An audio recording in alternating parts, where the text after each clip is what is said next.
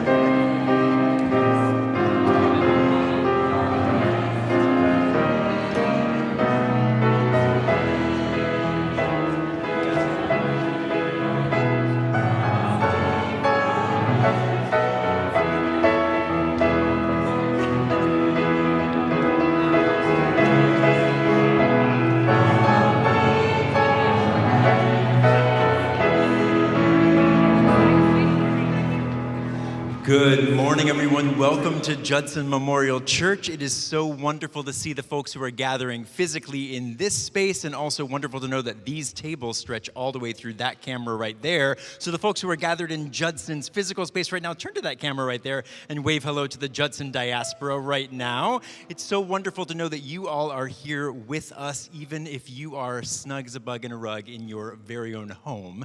And if we have never met, or you could use the reminder, my name is Micah. My pronouns are they and he, and I serve as the senior minister here at Judson. And Reverend Bridget, who is usually right at my side, is not here with us this morning. It is her son Micah's birthday, so they are having a bunch of fun out in the city today. So we're sending tons of good energy to them as they celebrate Micah's beautiful life, and she will be back with us next week as well.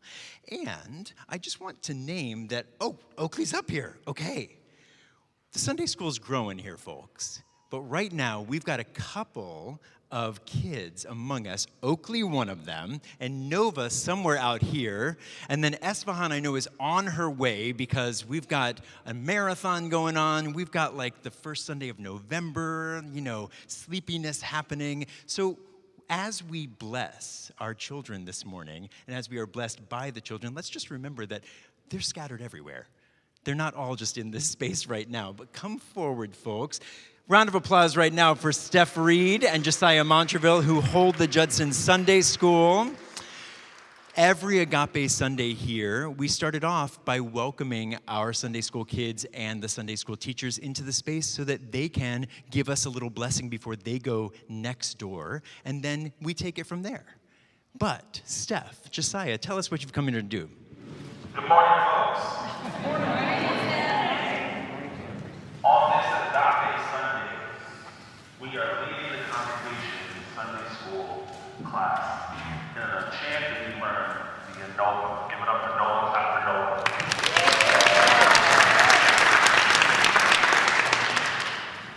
So Josiah, my learning assistant, and I are going to lead all of us collectively in the chant that Nova taught us, because we believe the children of the future. They teach us well, and we let them lead the way. Repeat after me. We are the ones, we are the ones. We are the ones, we are the ones. We've been waiting for. We've been waiting for. We are the ones, we are the ones we've been waiting for. We are the ones, we are the ones we've been waiting for. We are the ones, we are the ones we've been waiting for. You say. We are the ones we've been waiting for. We are the ones we've been waiting for. You said. We are the ones we've been waiting for. We are the ones. We are the ones we've been waiting for. We are the ones. We are the ones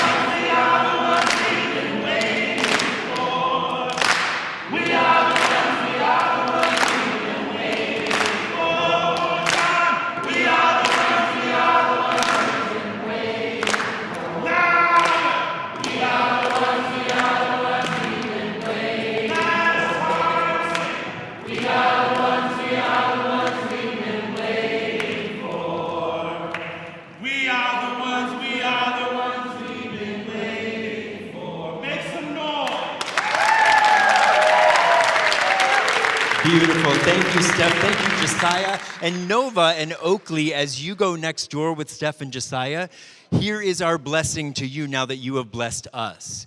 No matter where you go the rest of your life, No matter where you go the rest of today, the next week, the next month, the next year, remember that there's an entire group of people that thinks that you are absolutely amazing. A round of applause as they go next door.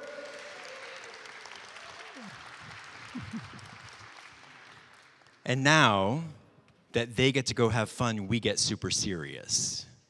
Welcome to Agape Sunday. If you have forgotten or you have never been here before on an Agape Sunday, this is our Communion Sunday. So, you are invited to, of course, later on in the service, participate in a formal communal ritual, but you are also welcome to not partake in that ritual at all. Most importantly, we want this ritual to mean something for you. If it doesn't mean anything, then just grab a grape and eat it during the service and make it mean sustenance, especially as SNAP benefits right now are at risk. Be grateful for that grape. Be grateful for the piece of cheese. Be grateful for whatever you're able to put into your body as we hold at these tables with us the spirits of those who don't know when they will next eat. Pay attention to this symbol of abundance that we're gathering on our agape table up here. You are welcome to keep bringing things that we will donate to the fridges, to the people who are filling in the gap right now as SNAP benefits are at risk. We'll also be gathering money so that we can send that to the people who are taking care of those who are feeling at risk.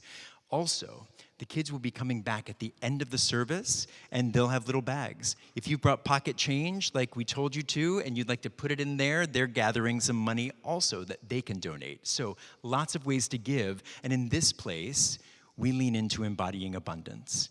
In the midst of so much fear and scarcity in this place, we embody abundance, and that's exactly what we will be exploring today.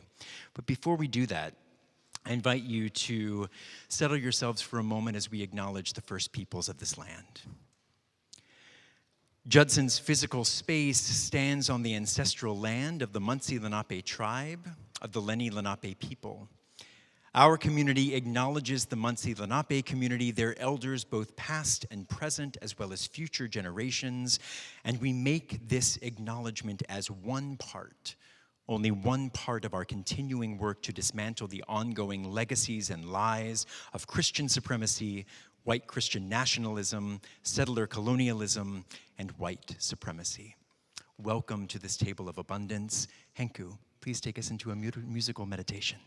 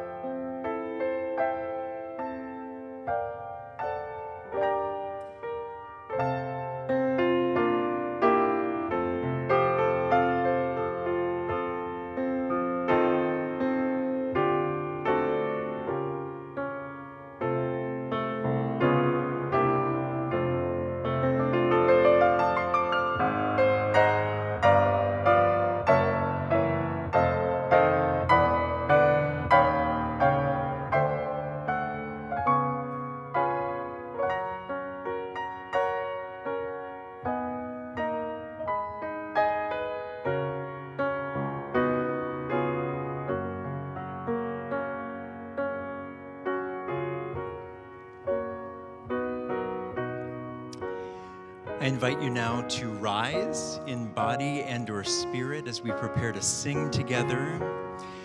In addition to it being Agape Sunday here, it is also All Souls Day weekend, All Saints Day weekend, Halloween weekend, Dia de los Muertos weekend. And if you do not know this about Judson's history, one of the first advertisements that was made and put in the paper for Judson had the line in it that said, "Where Christian, Jew, and pagan meet." First of all, I'd like to think that that describes us right now as well. And today I am pleased that our invocation leans us a bit more into our paganness. This is a Samhain blessing by Alexander Cleveland Cox. There is a world in which we dwell, and yet a world invisible. And do not think that naught can be, save only what with eyes ye see. I tell ye that this very hour, had but your sight a spirit's power, ye would be looking eye to eye at a terrific company. And as we pull all of those spirits and saints into our space with us right now, make sure you also look at the terrific company that's surrounding you as we sing "O for a Thousand Tongues." And you who do not read music, listen for the melody, because it's not the old melody.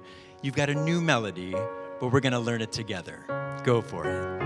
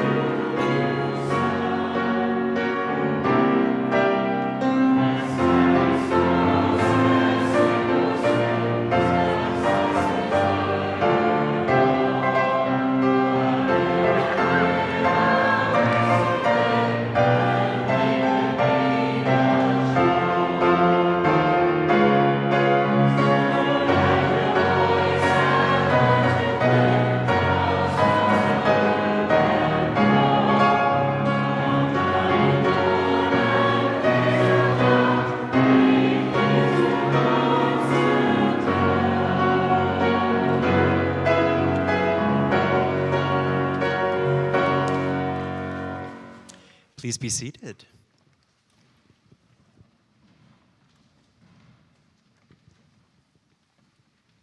Good morning. Our ancient testimony is from Joel chapter 2, verse 28, and the Acts of the Apostles, chapter 2, verses 16 to 21. God says, "I will pour out my spirit on every kind of people. Your children will prophesy, your elders will dream dreams, your youngest ones will see visions. I'll even pour out my spirit on the servants, all genders alike. I'll set wonders in the sky above and signs on the earth below. Blood and fire and billowing smoke, the sun turning black and the moon blood red. Before the judgment day, the day tremendous and awesome, whoever calls help God gets help. There will be a great rescue, just as I've said. Included in the survivors are those that God calls."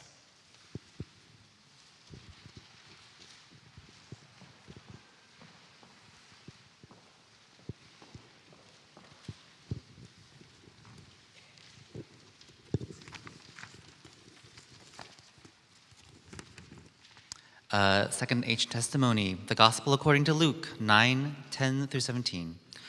When the apostles returned, they reported to Jesus what they had done. Then they took them with him, and they withdrew by themselves to a town called Bethsaida. But the crowds learned about it and followed him. He welcomed them and spoke to them about the kingdom of God, and healed those who needed healing. Late in the afternoon, the disciples came to him and said, "Send the crowd away so they can go to the surrounding villages and countryside and find food and lodging, because we are in a remote place here." He replied, "You give them something to eat." They answered, "We only have 5 loaves of bread and 2 fish, unless we go and buy food for all this crowd." About 5,000 people were there. But he said to his disciples, "Have them sit down in groups of about 50 each." The disciples did so, and everyone sat down. Taking the 5 loaves and 2 fish, and looking up to heaven, he gave thanks and broke them. Then he gave them to the disciples to distribute to the people. They all ate and were satisfied. The disciples picked up 12 basketfuls of broken pieces that were left over.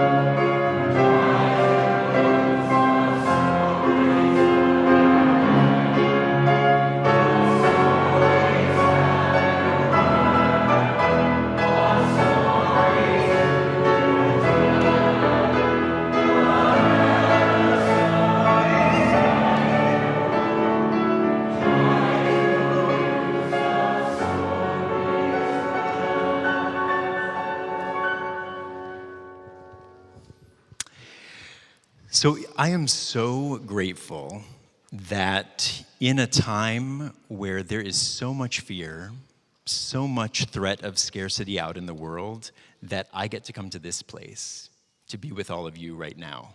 Not because I think I have the answer or because I think each individual one of you has any of the answers, but because we lean into curiosity together, because we lean into faith through question asking, because we know that there's a different way than the ways that are being shown in front of us outside these walls. So thank you for coming to this service in the form of a question. And as I said before, we are exploring abundance today. And it was sort of kicked off by the fact that Lucas, who is our Director of Finance and Administration, came to me and said, "I feel really inspired to give a sermon on a Sunday." And I was like, "You don't even come on Sunday. What are you talking about?" And then he said, "I feel really inspired to talk about the connections that Judson inspires in the world."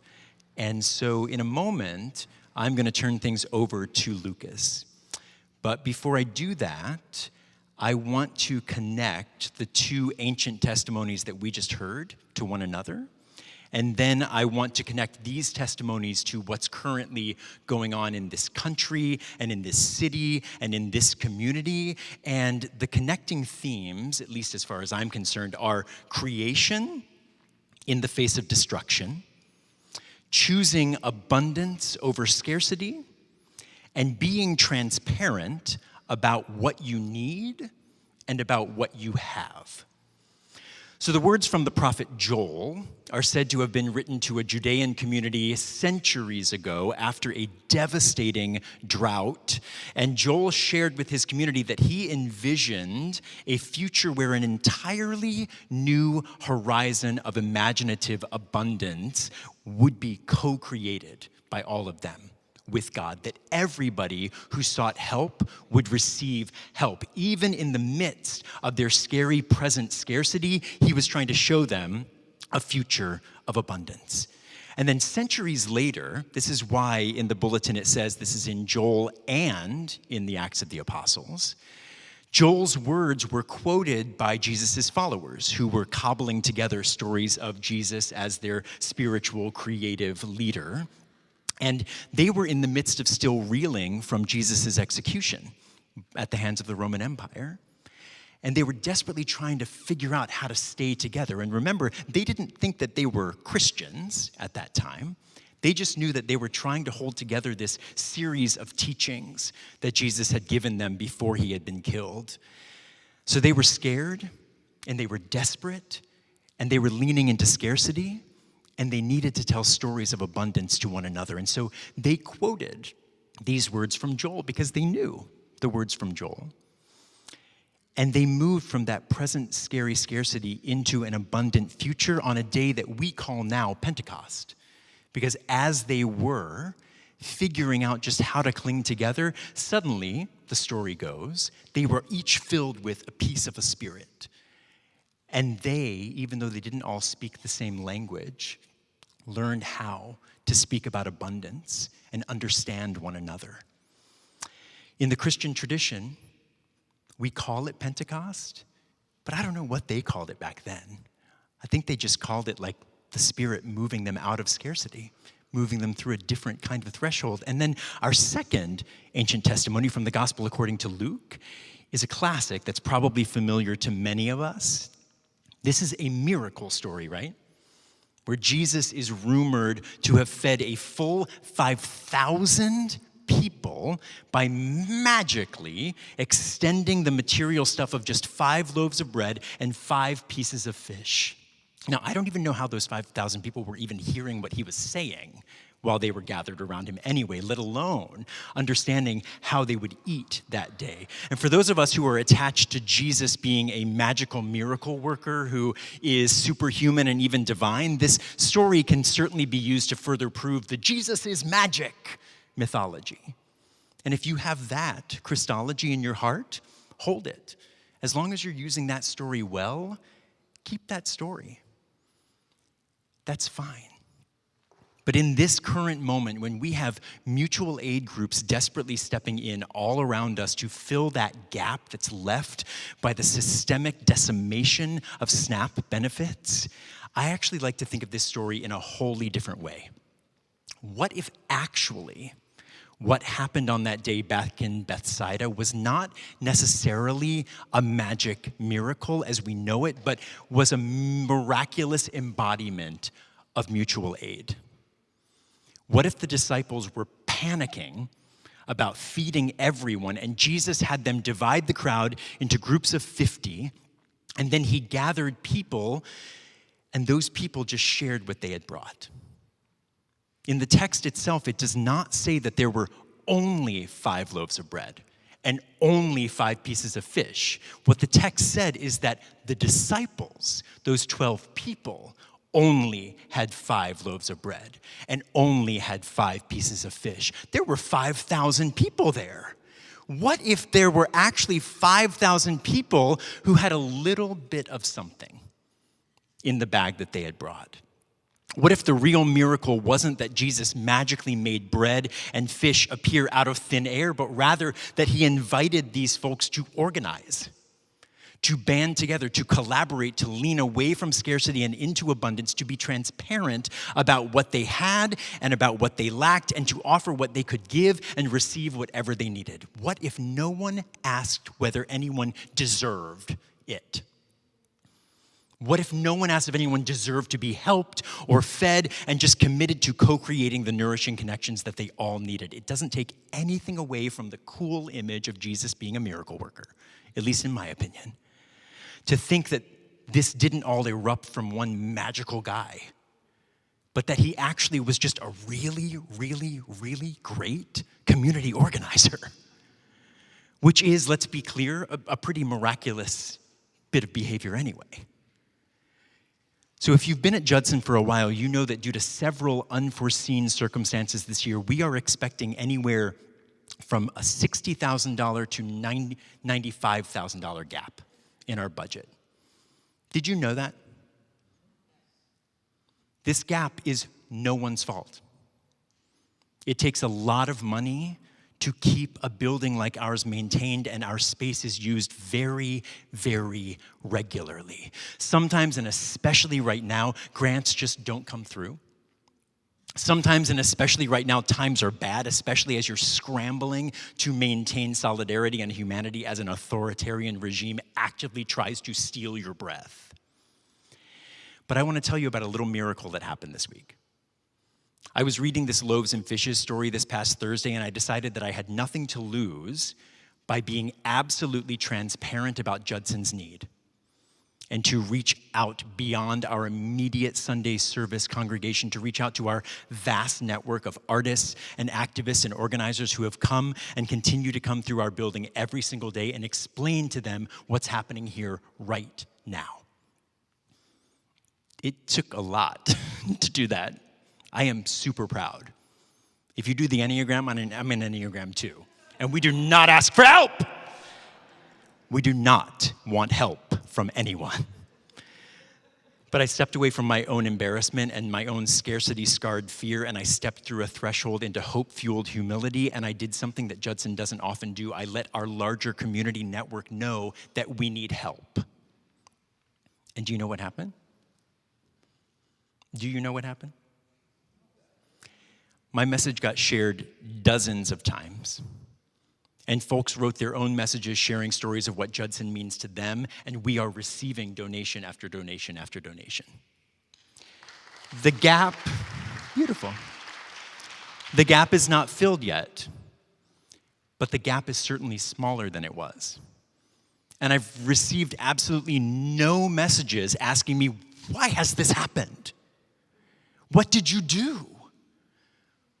What did your congregation do? Why aren't you a better leader? Not a single message. I've only received messages of support and gratitude from those who celebrate Judson as a place that has helped them. Loaves and fishes are appearing on our Judson accounts now, and it's not because I prayed to be a miracle worker or have superpowers that suddenly manifested in my body. It's because I leaned away from the scarcity scare and was abundantly transparent about what's going on at Judson right now. And our concentric communities didn't blame or tell us we should have done something different or ask why we were facing this predicament. They just gave because they trusted the transparency. And our current government could learn a lot from these generous folks. There are droughts that come from nature, and then there are droughts caused by greed and corruption, and we are seeing those droughts right now all around, and we are parched and we are thirsty. And some of us are more parched and thirsty than others, but we collectively are parched and thirsty, and the drought is just growing. And don't even get me started on the gargantuan number of dollars that are being spent to smear Zoran Mamdani. Even as he and his team offer visions of abundance that actually are within our reach. No matter what, our own continuing needs at Judson don't have to keep us from leaning into filling the gaps left by this snap scare or from pouring our energy into so many consequential elections hovering around us. There is enough energy. There are enough resources. There are enough dollars. There is enough time. There is enough. That is what we practice here. This is the visionary collective care that Joel was talking about millennia ago. This is the empowered spirit sharing of Pentecost. And this is how miracles manifest. This is how we actually embody our abundance ethic and take our place in ever-expanding networks of radical hope. And speaking of radical hope, that's called a segue because it's part of the title of what Lucas wants to say here. So Lucas, why don't you come up and tell us about networks of radical hope from your perspective?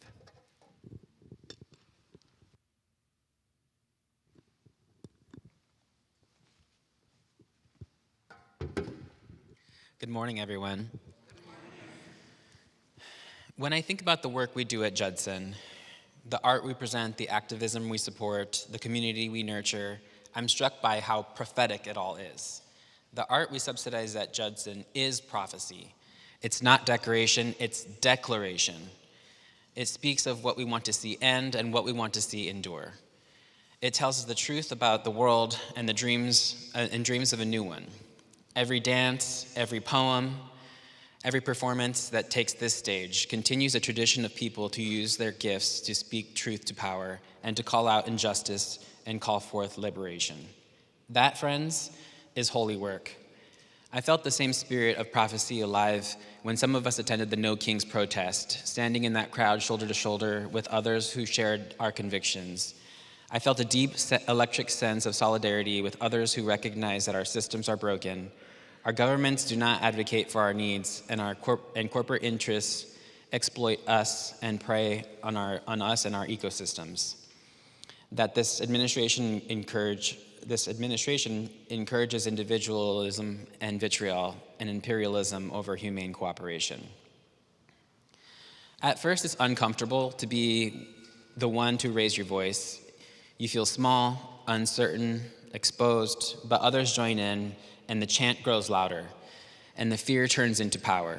You realize you're part of something larger, a current of energy that moves through us all, carrying us forward. That moment when individual voices become one, that's Pentecost. It's the moment when the Spirit filled the room of the disciples and they began to speak in many tongues. Each one understood. It wasn't just about language, it was about connection. The Spirit moved through them, giving them the courage to speak and wisdom to understand. This is not just an ancient phenomenon. This is the same Spirit that moves through us today. It's what runs through the artists who share their visions from our stage. It's what animates our activism, our care for one another, and our longing to build a more just world. It makes our church not just a place, but a movement. And today, I want to offer you an invitation to let the Spirit move through you, not just within you. We're entering a season where Judson is taking on some exciting projects, and I do really mean exciting. We're preparing for a terracotta facade restoration to preserve the beauty that has watched over Washington Square for more than a century. We'll be installing a new elevator so it remains reliable for accessibility and for practical and to be more practical for our space renters and internal programs. We will be replacing our sidewalk, the literal path of welcome that begins before anyone ever crosses our thresholds. These projects aren't a burden.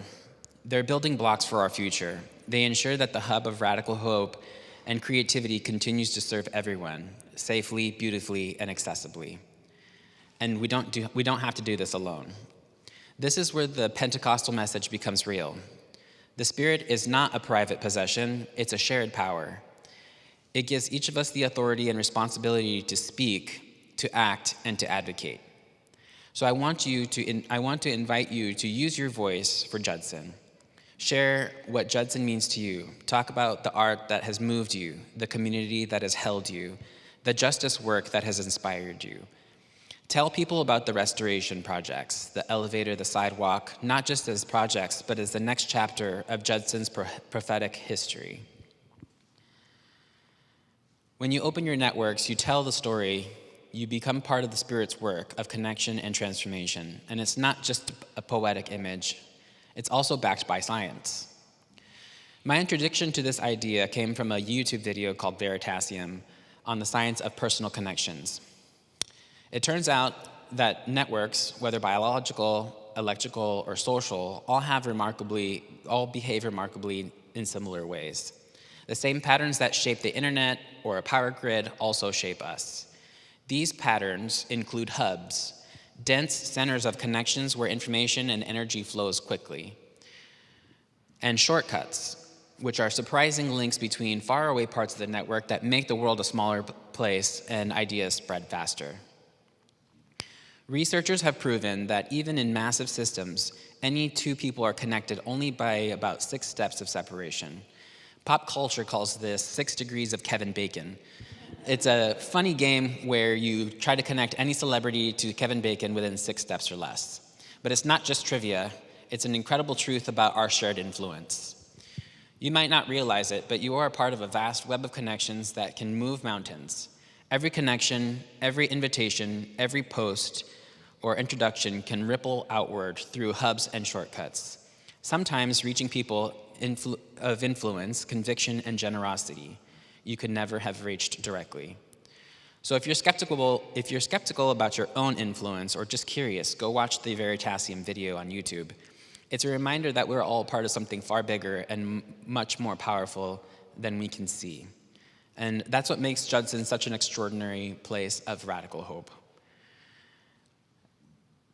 And what's even more exciting is that we already have hubs in this congregation, like Micah, who leveraged their personal social media to help close the budget cap, people like our artists who reach audiences across the city, and people like you who are connected in neighborhoods, workplaces, creative circles, activist movements, and families extended far beyond the walls of Judson, including the Judson diaspora, who are the people who join us for worship and community online from all over the world. When we share what's happening here, we advocate for Judson. We're not just fundraising, we're activating the network. We're sending signals through the web of spirit and humanity that says something good is happening here. Come be part of it. Over the last week and a half, I've been reconnecting with my networks in Arizona. And while visiting with my parents, they reminded me of a real power of connections and shortcuts. A few years ago, my mom was diagnosed with a serious heart condition, and she knew something wasn't right. But like many people in our broken healthcare system, she didn't have the insurance for years. And when my father finally got coverage through his job, they started going to the doctor, and they discovered that my mother needed emergency open heart surgery. The timing couldn't have been worse. Just as they got the diagnosis, my dad learned that he was going to be laid off and their insurance was about to end. But that's when my mom's network stepped in. One of her clients, a nurse, called the top cardiac surgeon directly, and although he was on vacation, she was able to arrange the surgery and hospital stay to occur before my parents' insurance expired. Another client paid for her rent of her salon storefront while she was in recovery for 3 months. And yet another close friend had a recliner delivered to her home because she needed to sleep upright after her operation. Friends and family came together to tend to her wounds and to bathe her and to make sure she healed. Knowing about the power of networks makes me excited about the potential of the untapped connections in Judson's orbit. Because of what I've witnessed in my mother's story, and the kind of love in action is exactly the kind of network we are creating here. We are the people who show up for one another and advocate for the marginalized. We are people who make things possible when they seem impossible. And your networks, your relationships, and your connections have power to sustain and expand this prophetic place. So I invite you to let the Spirit move through you for Judson. If you're unsure of what you can do to expand Judson's network of radical hope, consider telling somebody about our mutual aid work and meeting space that we subsidize for marginalized group, the message of radical hope from our pulpit. You can share Micah's post or make your own. You can invite someone to an event or a concert, not to convert them, but to connect them. If you want to, if you have any shortcuts that you'd like to share with Judson, an individual, foundation, anybody of influence, conviction, or generosity, please make an introduction and get them connected. Every new connection is a shortcut to change. Let your voice, your story, your generosity, your connections carry this community forward so that art and the art that is prophecy, the justice and love, the spirit and liberation will continue to endure. Because we are a hub of radical hope, and through us, hope travels faster than we can imagine. I can't take credit for these ideas. Dr. Derek Mueller, the creator of Veritasium YouTube video, used his platform and resources and network of scientists to share the message that ultimately inspired these words I delivered here. So I'll leave you with his final quote. Our networks shape us, but our actions shape the networks. So choose both wisely. Amen.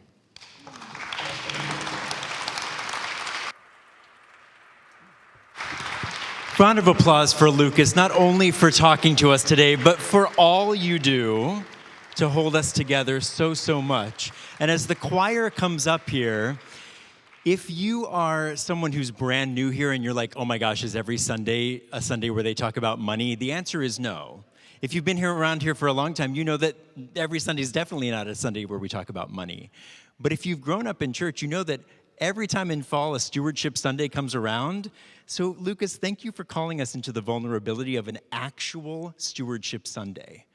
We will not do it every Sunday, but they will come your way. So thank you, Lucas, for doing that. Choir, bring the Spirit to us. So this is great. So you all are going to have to help us a little bit. The choir is singing 2 hymns right now. We'll start with the Peace of the Earth, and then we go into Spirit of the Living God, which is on page 9 for you all in your bulletin. So please be ready to join us on the second and third time through of Spirit.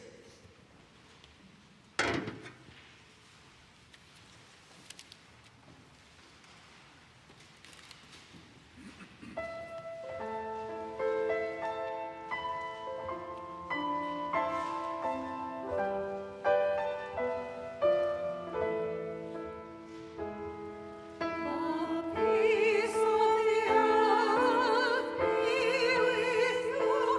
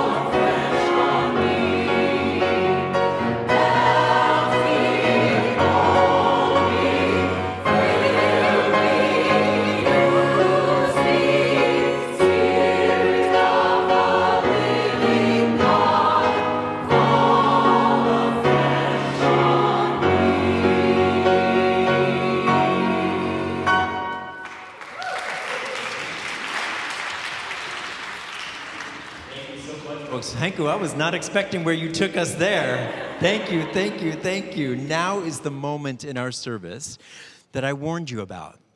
If you're here physically in this space, we're about to participate in communion. If you do not want to participate in communion, no one is going to give you side-eye at all. Just sit. Allow this moment to be whatever you need it to be for you, whatever you want it to be. If you would like to participate in communion, make sure you've got something to eat, something to drink, and you can participate in that. Remember that if you have ever felt turned away from a table like this because of what you did or didn't believe, that is not the way these tables work here. This table is just about agape. It's just about love. It's just about abundance. And for those of you who are joining us online, grab something to eat, grab something to drink, and you can be at this table with us as well. Also, the Holy Hello starts now, so if you want to take a minute and you want to say hello to folks on the diaspora as well, you can come up to this microphone and they'll hear you. I'll pull us back together in a moment. Hello, diaspora.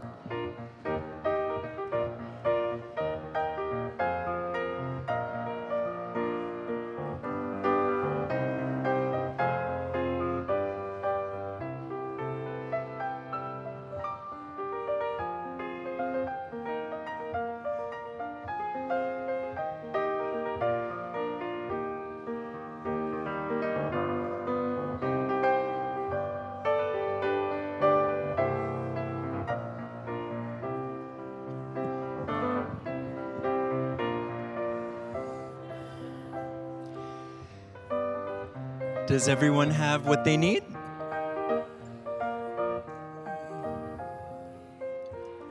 All right, I like it when it's hard to pull people back together. But does everyone have the food that they want, the drink that they want? All right. So let's go back a few centuries. And there's a certain night that we remember when we gather at a table like this. We don't exactly know what happened back then.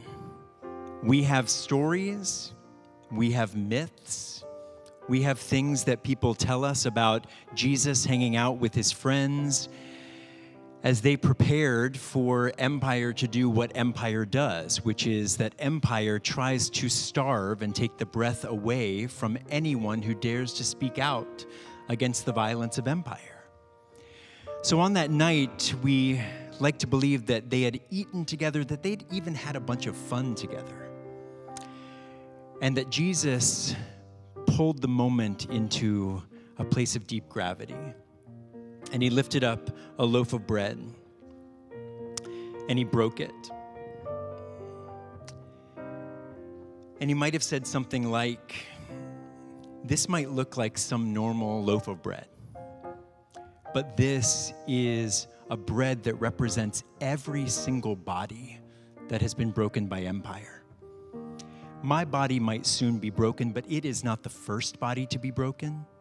And sadly, it will not be the last body to be broken. But from now on, whenever you eat of this bread, may you remember all of the bodies that continue to be broken by empire, and may you commit to being part of a world where no more bodies are broken. Let's commit ourselves and eat together.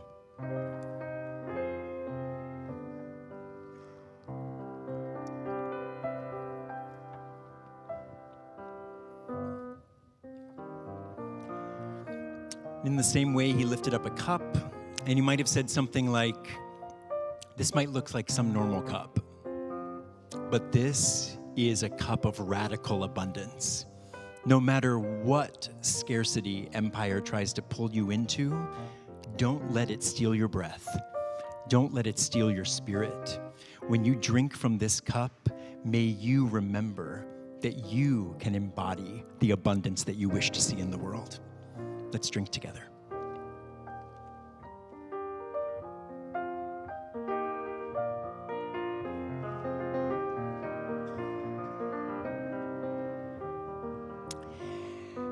And here at Judson, we like to think that that was a whole bunch of show queens sitting at that table too.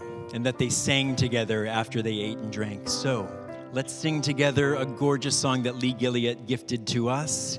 Sing out, Louise.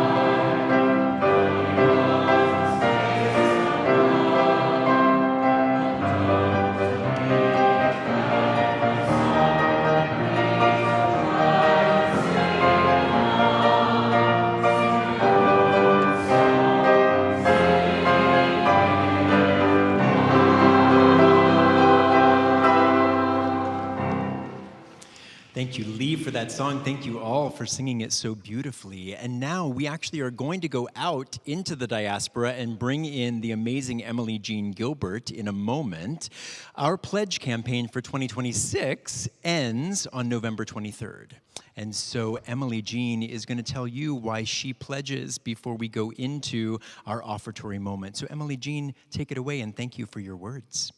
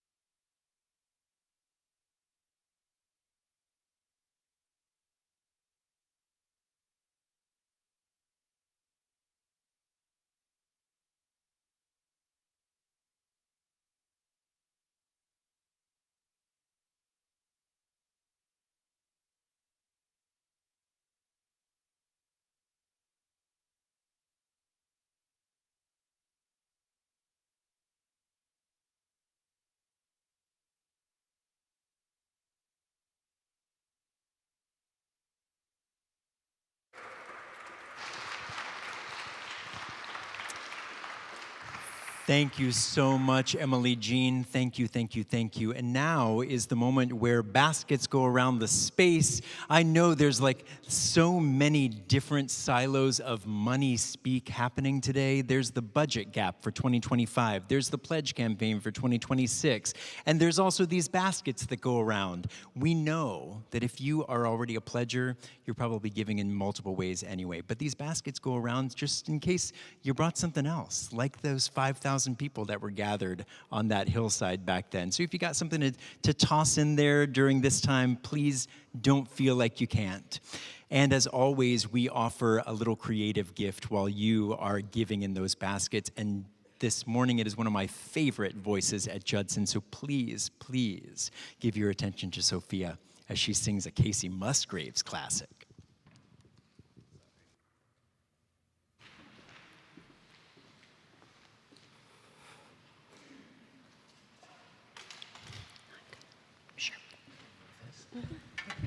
Oops.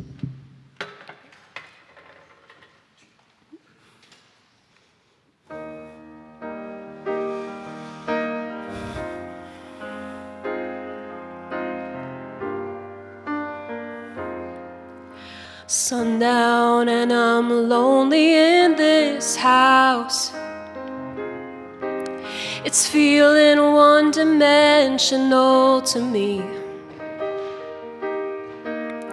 We've been trying hard to figure out give and take and how to be. But don't you see, I would give you everything that you wanted, and I would never ask for any of it back. And if I could take only as much as I needed, I would take everything you have.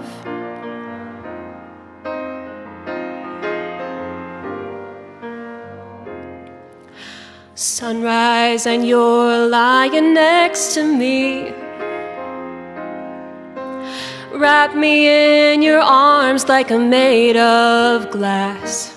I need all your love, not just one piece, hoping that it ain't too much for me to ask. 'Cause I would give you everything that you wanted, and I would never ask for any of it back. And if I could take only as much as I needed, I would take everything you have. Don't want to share, I want it all of the time. Tell me right now you feel the same and that you're mine. Baby, don't you know I'd give you everything that you wanted, and I would never ask for any of it back. And if I could take only as much as I needed, I would take everything. I would take everything you had. Everything you had.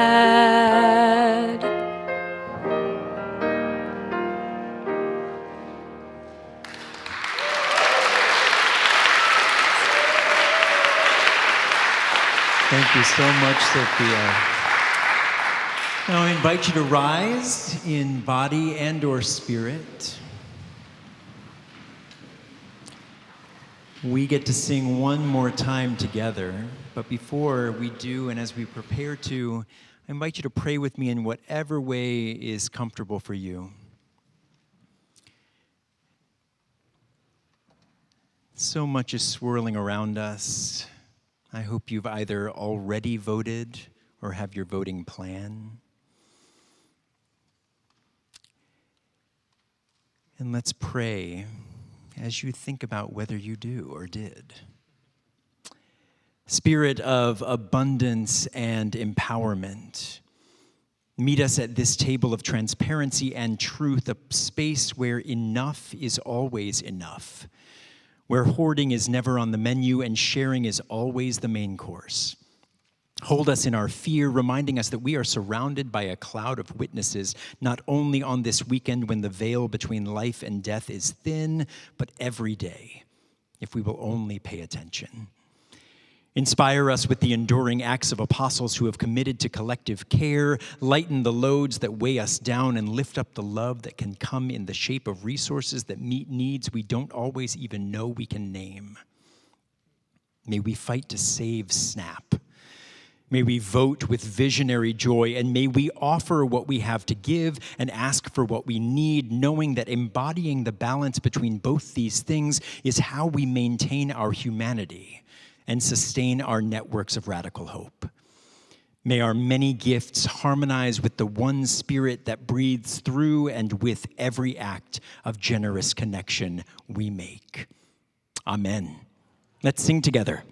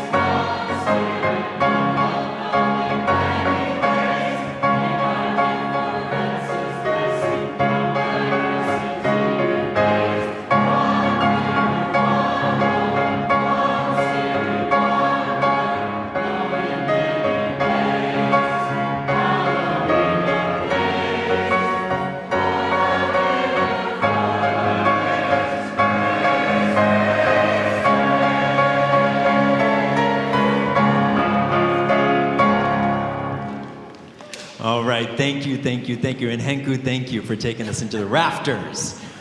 Folks, this is the moment